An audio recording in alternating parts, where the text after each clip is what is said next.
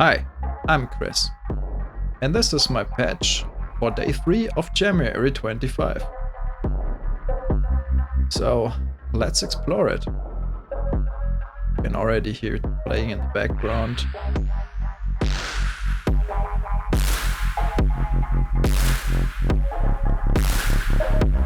It's quite a heavy patch.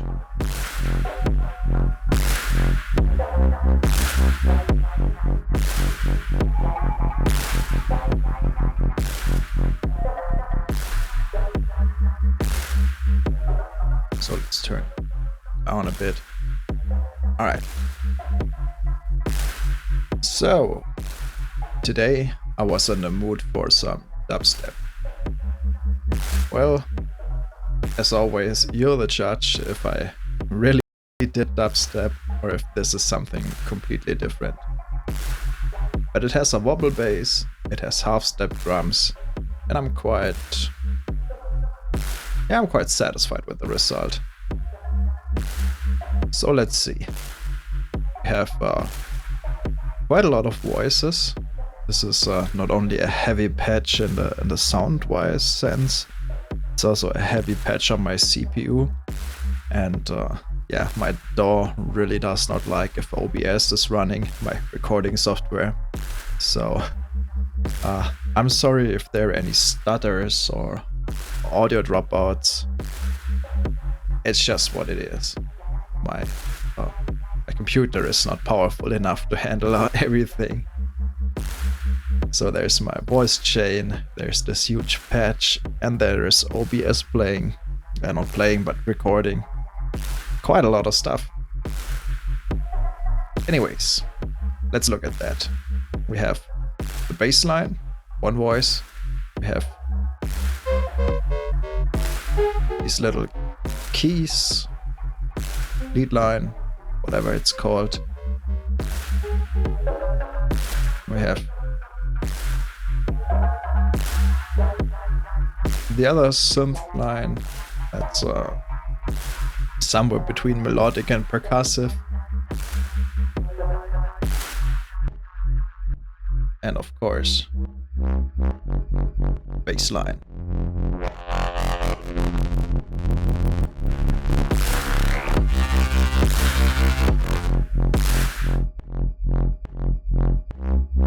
Let's start with the bass line. That's a really fat sound.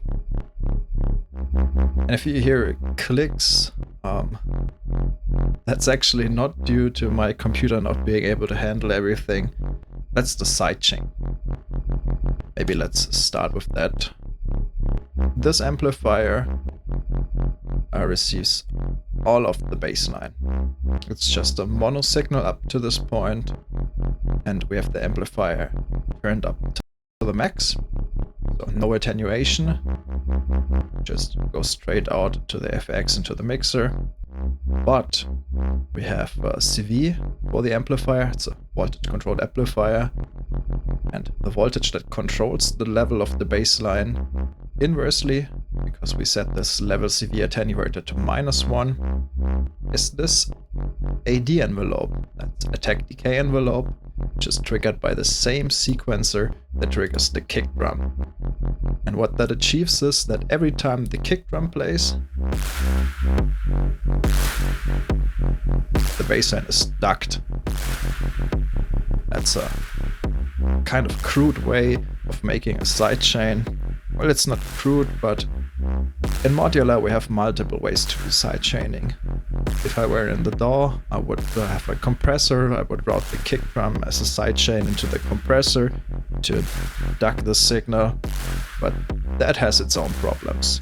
Here in Modular, I have a lot more freedom, because I control all of the triggers, I have all of the signals available everywhere at once, and in this case, I have the signal that triggers the kick, and I can route that signal just into an AD envelope and get the attenuation for everything else. So when the kick plays, everything else is turned down. That's a cool way of making that. In this case, it's quite a heavy sidechain actually, because I wanted to get a real pumping feeling. So when the kick plays, everything else is ducked low, and that gives the kick drum more impact, because kick drum is very important for this patch. And the kick drum audibly pushes everything out of the way, then that gives it a lot of weight. You can even overdo it a little bit more.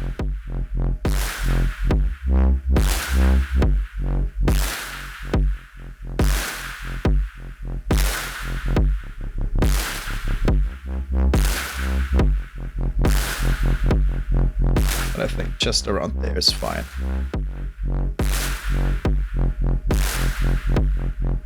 So let's turn down the kick again and talk bass. Bassline is actually quite simple because I used the complex oscillator. Let's zoom in for this. Alright. So actually there's two oscillators playing, the frequency modulation oscillator, FM operator, micro FM operator. That is the bass, the sub bass. That's what you're hearing right now. That's just sine wave that's pitched one octave down. I used ratio control here as an octave control. So ratio of 0.5 means that the root frequency or bass frequency is halved, which means one octave down. So every pitch CV that goes into this is halved, and therefore we have sub bass. I added some more control. There is feedback on this oscillator. And if we enable feedback, or if we turn up feedback, then the signal that's going out of the oscillator is routed back into the oscillator as phase modulation. So this is feedback phase modulation, which creates this sawish tone. And that sounds really fat. And I like that sound. I have that controlled with CV, and the CV that controls that is coming from this LFO, paper droplet. That's a free LFO, a really great LFO I did with Synthetic Future together. It's a nice little feature set. Tempo, rate, that's tempo syncable. In that case, it's 1/4, so quarter notes at bass speed, but we actually control the speed with this CV. You have a control over phase, you can reset the phase, you have sample and hold and smoothing built in, and you have an output amplifier that's controlling the level and the offset, so you can add DC bias. Everything an LFO needs.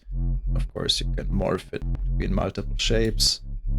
Since the newest update, you can freely assign shapes to the corners and even generate like random wave shapes. That's a bit much, maybe.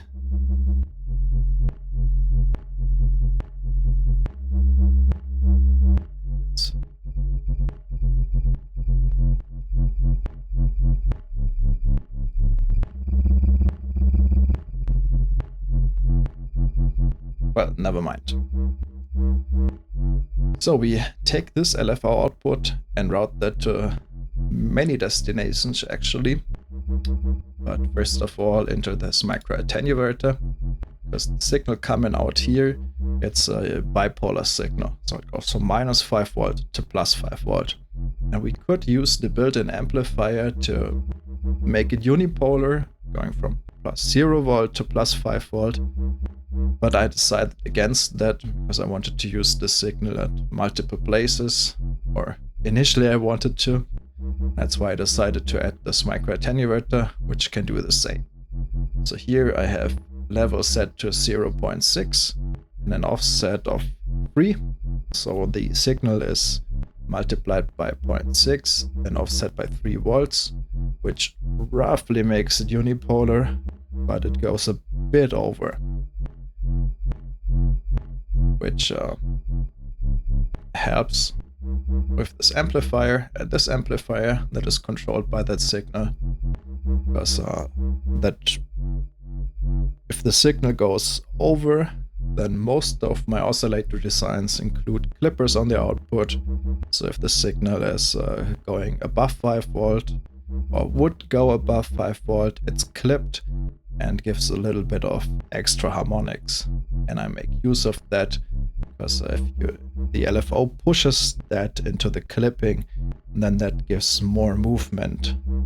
Because when the LFO is on its peak, more harmonics, and if it goes down, the harmonics disappear again when it goes below the clipping ceiling, and yeah, that just accentuates this LFO movement. That being said, I'm not even sure if FM operator does that as well, but that doesn't matter, because later on, after the mixer, we drive the whole signal into a dedicated clipper, so either way, it gets clipped. Some more harmonics with the LFO.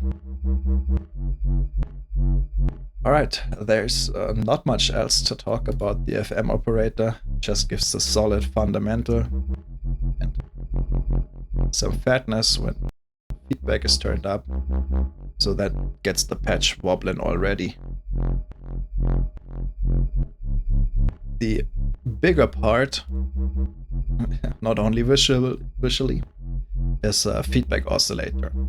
That's a complex oscillator that consists of two oscillators which are divided and can cross-modulate each other. The main draw of feedback oscillator is that it does feedback phase modulation, just like the FM operator does, but it does so with a lot more control. So enable that real quick.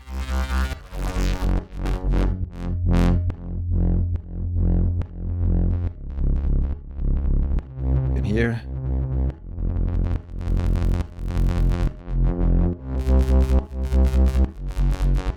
There's cross modulation happening, cross phase modulation from the right LFO to the left, not LFO, from the right oscillator to the left oscillator. Then we control the feedback phase modulation amount with the LFO, and I map that to my MIDI controller.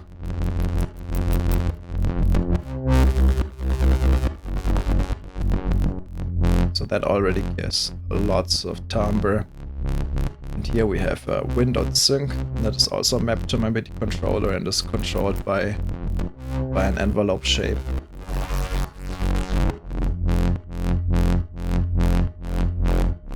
If I enable all of that, it's quite a complex tone. Lots of high end, lots of sizzle at the very top, and everything opens.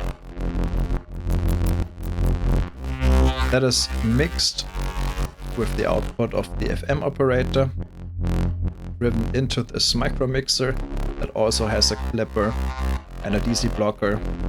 And then it goes into yet another clipper, time clip,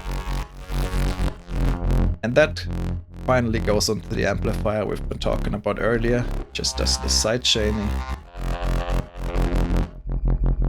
Turn down everything again. You can hear it clicking and you can see it visually on this input. Every time the kick plays, disable that. No more clicks, but no pumping. And don't worry about the clicks, because when the kick plays, it overpowers the clicks anyway, and even if the clicks make it through to the output, that's just extra transient for the kick. I like to think about it this way. To give all of this some space, this output feeds into a micro diffuser, which is kind of a reverb. It is not a reverb, it's the first stage of a reverb, and that gives it some space. Turn the wetness up so you can hear it better.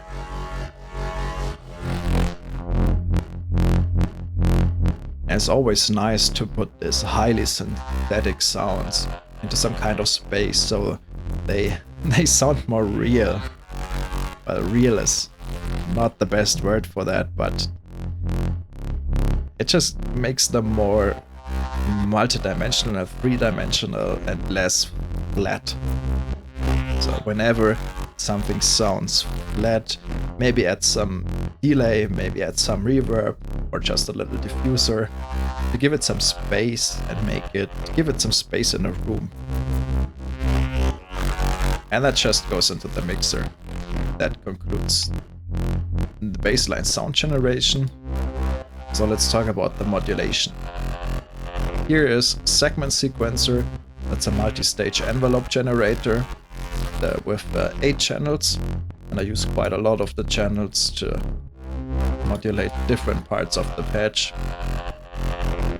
Most notably is this red line here that is controlling the rate of the LFO, which in turn controls the wobbliness.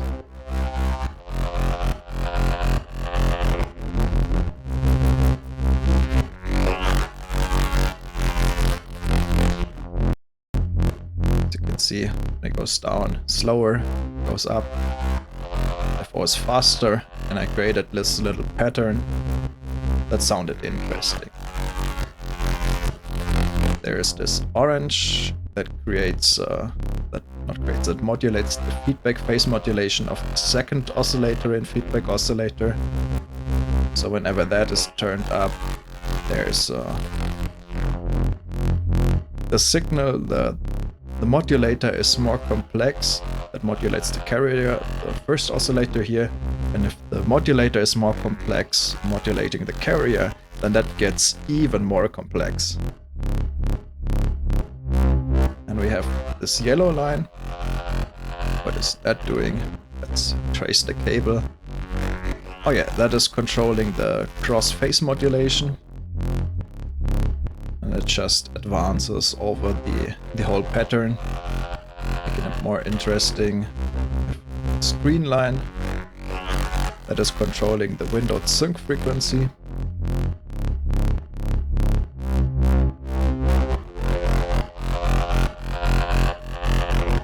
Ah, that sounds gnarly. I like it. And the other parts control other things on the patch that we will talk about later. What else is there to talk about? It's 8/1, so quite slow. It's a tempo sync as an LFO. There's nothing happening here. Yeah, grid snap is enabled. The output polarity is unipolar, so segment sequencer has a dedicated switch for that. You can then save the attenuator. Righty. Let's talk drums. Drums are over here. The step sequencer, this bit filter. Yeah, it's mostly simple. We have this micro kick, which is kick drum, obviously. It's quite a heavy kick, just to give it a lot of pitch dive, so that it has a very pronounced transient and cut through. I distorted it already quite a lot. Moderate decay. Very snappy pitch envelope. Not as snappy level shape, so level envelope, but still quite shaped, because that is then driven into a mixer, which is also hardly overdriven. So if you have a signal with a level contour that's rapidly decaying, and you then feed that into an overdrive or distortion or clipper, then the top is clipped more. And if you have a shape that is already quite broad or long, then that gets even more longer by the clipper. Let's explore that. See?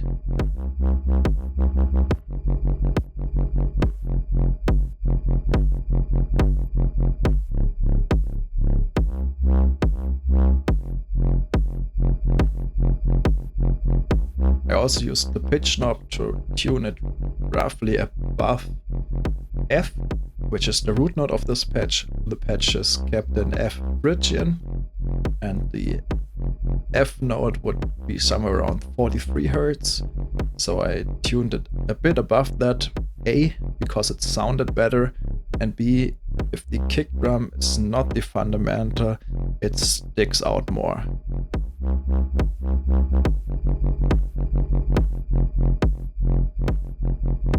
Second part is this noise burst. I don't even want to call it a clap, it's just a noise burst. It's literally micro noise that is controlled by an AD envelope, which is triggered by this step sequencer. It's kind of a waste to use a step sequencer for this. Could have used a micro counter as well, but it's more visual this way. Like this little runny LED. Looks cool in the patch.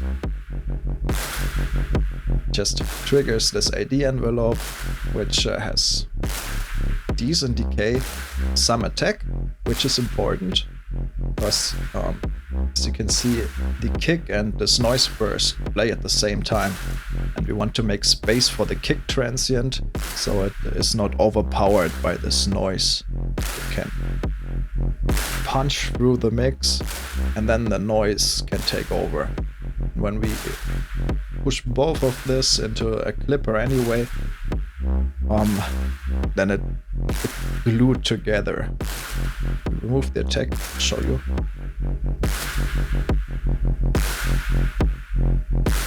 The kick kind of is overpowered.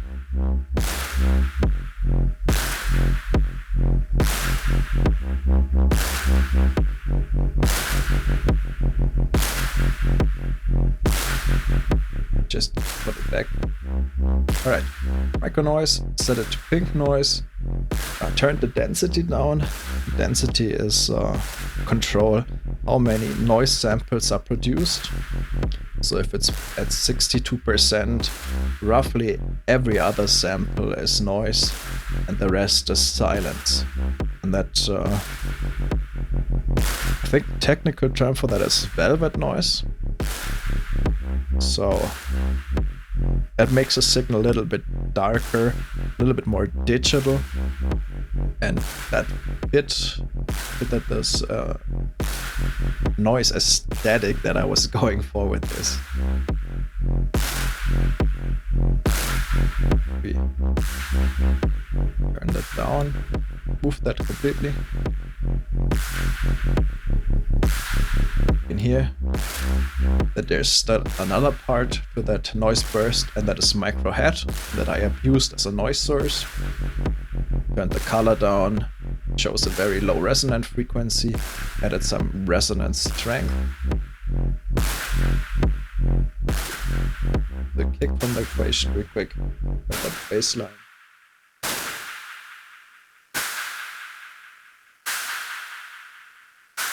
Yeah, it's this. Yeah, this is the head. You can hear this nice little resonant peak that gives it some character. And I've routed it through a delay to give it more space, mono space in that case, and to have more impact, because now it sounds like it's bouncing off some walls. And that plays nicely with the kick.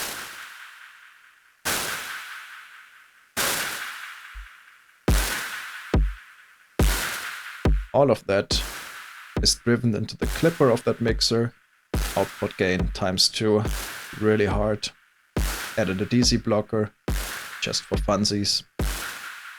DC blocker, it's not quite necessary here, but I like to add DC blockers early on, so I don't run into issues later on. Because sometimes when you finish a patch, there's some DC and you don't know where it's coming from. Maybe it's the velvet noise that has a higher probability of positive than negative for some reason. Is that even possible? I don't know. But sometimes things just add up weirdly and you get DC. And if you enable DC blocker from the beginning, you can design your sounds with that in mind. Because if it sounds good with the DC blocker enabled and you're going to use that, then it sounds good. There's nothing worse than designing a sound that you really like and then you discover, oh, there is some DC somewhere. And you do not want to output that because that takes away headroom and it might ruin some systems. Most audio interfaces are AC coupled, which means they remove DC, but some headphone outputs are DC coupled. So you might ruin your headphones if you push lots of DC to your audio interface. So it's always a good idea to have a DC blocker at the final output. And since I plan on having a DC blocker at the final output, I can enable it here, design the sound with that in mind. If it sounds good, it sounds good. Perfect. Alright. This mixer feeds into a stereo mixer. That's also clipped. Lots of clipping in this patch. Well, never mind. Let's talk about this head pattern. We have a micro head. We have a submixer. Yes, I have a submixer. That plays just straight. It's eighth notes. Yeah, eighth note pattern. Here we are. And then I added another instance of micro head that has a different resonant frequency and is at this different settings. So a lot less decay, it's a lot sharper, and it's playing also an eighth note pattern, but I delayed it with a micro utility delay by 1/16, so it plays in between the heads that the first head module plays. I summed that with a mixer, no clipping enabled for once, and that goes into a micro diffuser to give it some space.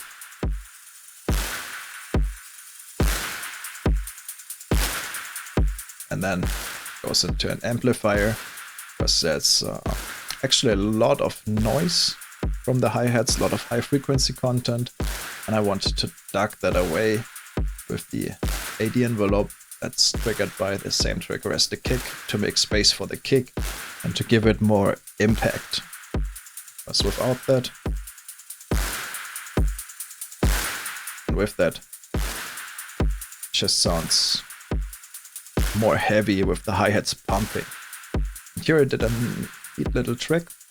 Micro amplifier is a 2-channel amplifier, and those channels are independent, so you can have a CV for the level of the first channel and another CV for the level of the second channel, or you can use the global CV at the bottom to control both levels at once. And that's what I did here. Let's re-enable the bassline because it becomes repetitive a bit. Finally, after the mixer, there's a bit filter, which is a weird combination of bit crusher and filter. So it's not just a bit crusher with a filter afterwards, but the bit crushed sound is treated in a way that makes it sound like a filter.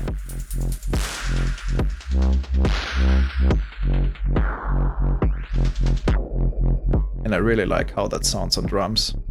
Also, we have this neat little conditioner at the very bottom. That's, might have guessed it, more distortion. But it's distortion in a weird way. Also reduced the bit depth quite a lot to 7 bits or something above 7 bits. so that gets more noisy, more high frequency content, especially with the hi-hats, and gets more energy into this patch. And I've mapped the sample rate, which is something like the filter cutoff in-bit filter, to my MIDI controller, so that I can play with it. I can bring in the drums, take them away.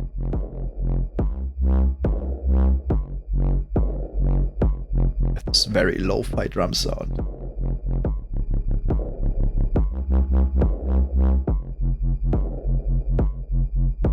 That does sound cool, actually. I like it.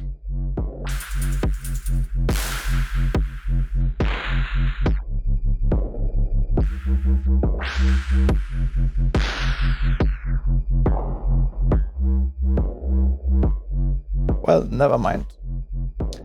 Let's go on to the melodic parts.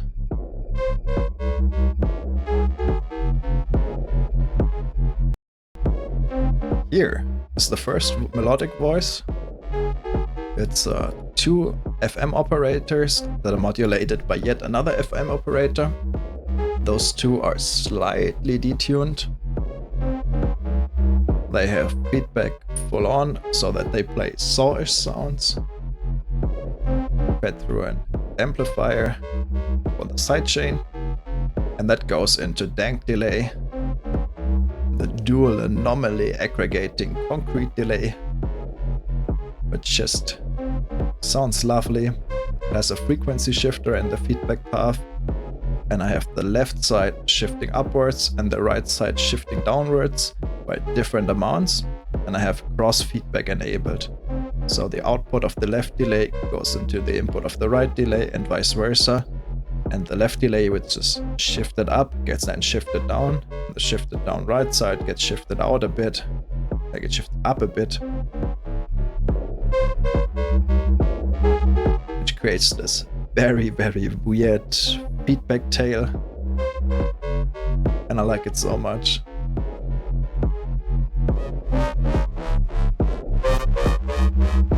If you give it more high frequency content, you can hear it more clearly.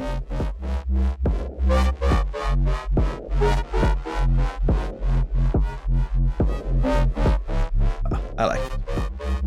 High frequency content is added by this third FM operator that is phase modulating the two FM operators, and I have this amplifier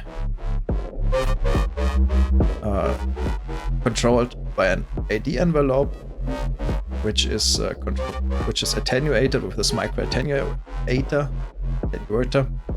Well, in that case, it's just an attenuator because I only use the positive part. And here, this is mapped to my MIDI controller so that I control it during jamming. And that's actually the only purpose of this attenuator here.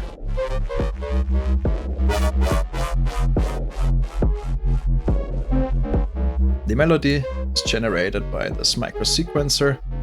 It just fiddled with the knobs until it sounded right. That is then quantized by micro quantizer to the Phrygian scale. It shows the first and the second scale degree, because that is what differentiates it from minor. It shows the third, the fifth, and the sixth. So that sounds lovely.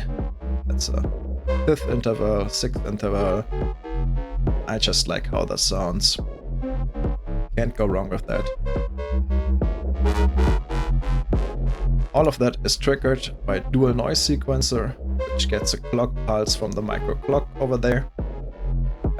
Reset. Yeah, forgot to mention that. I have mentioned that every day. That's my starting setup. I have micro button that is connected to a lot of sync, retrigger, and reset inputs. And I have this micro clock that gives me some clock pulses that I use over the patch. That's just a basic setup so that I have everything in sync and everything from the same clock source. Alrighty. Dual noise sequencer, very nice way of getting pseudo-random triggers. You can push the seed button, generate random seeds, which generates random sequences. You can set the length, you can explore the seed that you have generated, and you can downscale the density so there's less triggers. You can scale it up so there's more triggers. In that case, that was the perfect amount of triggers and the perfect sequence for that patch. How I got there was literally just pushing seed a few times. And it gave me the sequence, and I liked it. I have the CV sequencer, as mentioned before. It is triggered by the lower part of the dual noise sequencer. And here I have length 8. Just hit the seed button as many times until I had something that I like. This is fed by a slower clock pulse, actually. Or is it? Oh, it appears to be the same clock pulse. And that advances the sequencer. The sequencer is 8 steps, so I have 4 steps. Every time the sequence rolls, the sequencer is advanced half of its length. And the interplay between these two parts of the dual noise sequencer make it so that some triggers are on the same note and others have the step sequencer advanced and play a different note. I was just playing around until I had something that I liked. And that worked well with the rest of the patch, obviously. After all, that feeds into another stereo mixer that is used to combine the two voices. So upper part is this voice and lower part is the second melodic voice that we're gonna talk about. DC blocker enabled here as well because of the frequency shifter. I don't think it's 100% necessary, but better be safe than sorry. Alright. Let's explore the last element of this patch. What's this? Very lo-fi, melodic, percussive sound. Something between melodic and percussive. Star of the show, Micro 2-op, which is a 2-operator FM oscillator. It's free, by the way, so it was the Christmas present for this year to the community, so get it for free. It's a neat little module. It has 2 operators, modulator and a carrier, that have 4 waveforms each. It has feedback phase modulation, and it even has sample rate reduction. So it's kind of like an ode to old digital FM synthesizers, hardware synthesizers that used to have not that high of a sample rate and used to be very limited.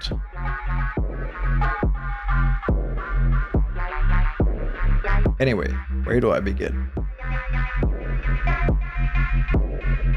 Yeah, let's talk about this 2-op FM first. It's set to both sine waves.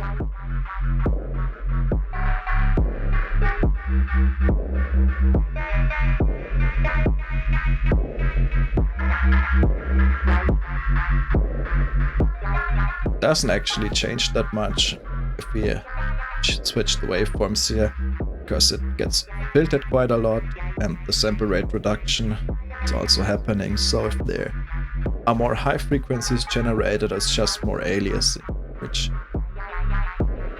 gets filtered a bit, gets removed a bit. So just standard sine waves. Ratio 2 on the modulator, 4 on the carrier. So could have done the same by adding 1 more volt to the pitch CV input and then having modulator at 1 and carrier at 2. But never mind, I have some fine tuning for the modulator, which adds some movement Maybe. Oh. Did not implement bypass here.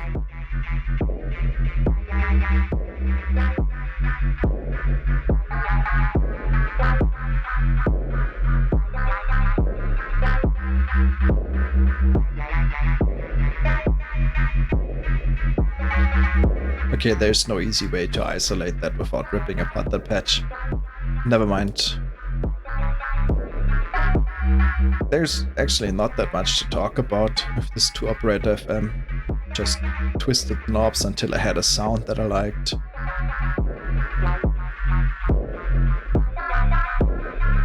Going to this attenuator, I was thinking, why did I add that?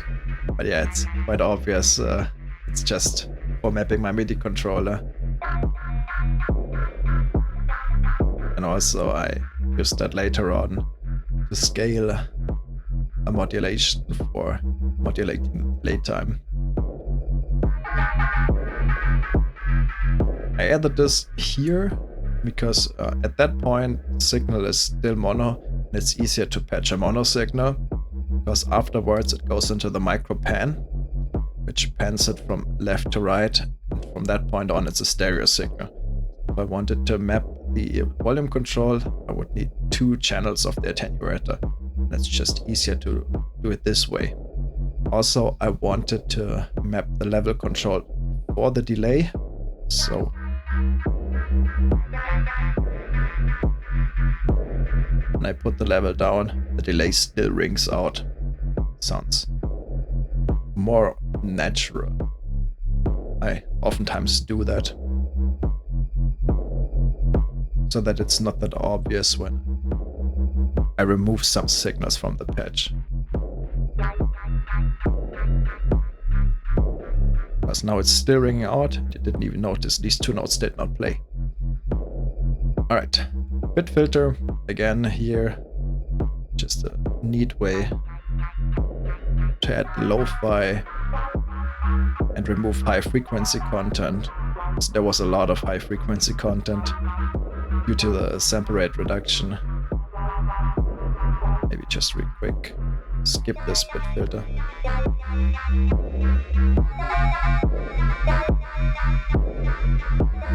And that didn't quite fit the vibe of the patch, so I wanted to add a filter, and since lo-fi is already burned into this due to the sample rate reduction, I added bit filter.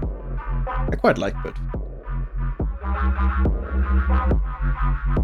Before bit filter, yeah, almost forgot to talk about it, there's micropan, which is panning from left to right, and that is CV controlled by this sample and hold module that has just noise on the input and the same sequencer that triggers the envelope for the level control of the oscillator, and also the FM control of the oscillator.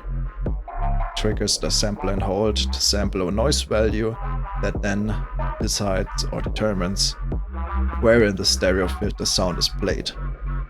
That's quite a nice way of doing that, because with this, each note, so each time the envelope is triggered, the signal is panned somewhere else in the stereo field. Gives lots of stereo width.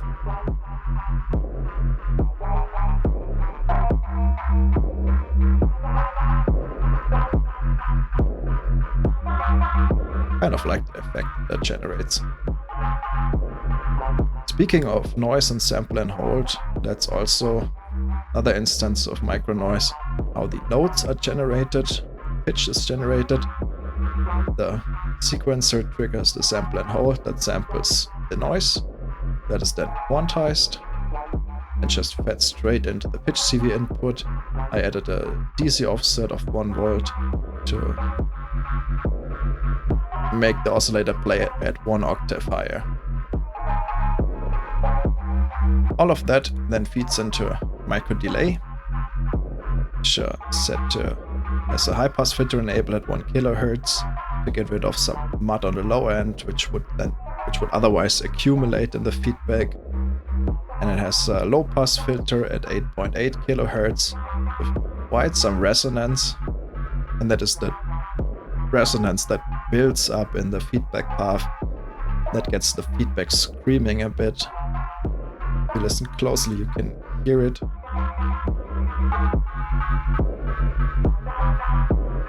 Also, the delay is a bit wobbly because the time is CV modulated by yet another instance of segment sequencer curve. I think it's the last one, which is just moving up and down. And we attenuated that signal quite a lot, just to give it some movement, make it a bit less predictable, make it a bit wonky.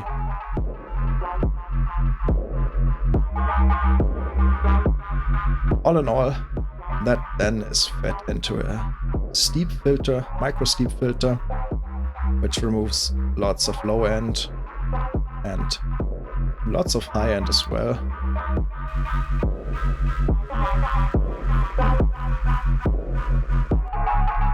Yeah, it just sounded better this way. With yet another amplifier.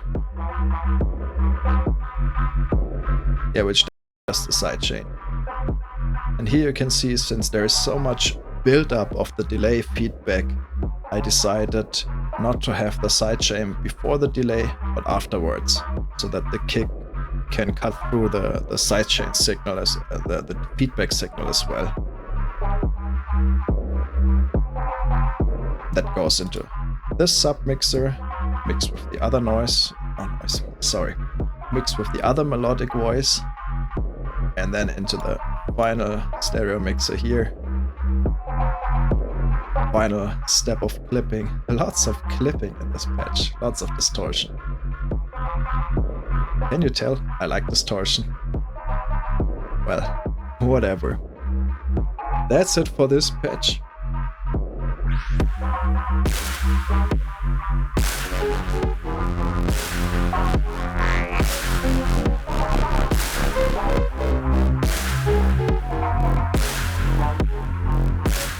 There's lots of MIDI control, not CD control, MIDI control in this patch, so that I had a lot of things to play with during the jam. Yeah, you can take a look at this list. I won't go through everything. It's mostly level controls, so that I can enable and disable stuff.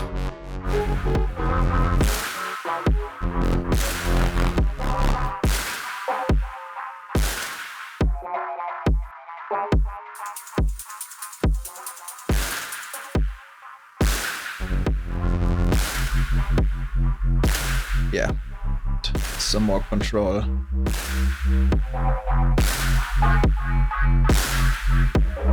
Over other parts that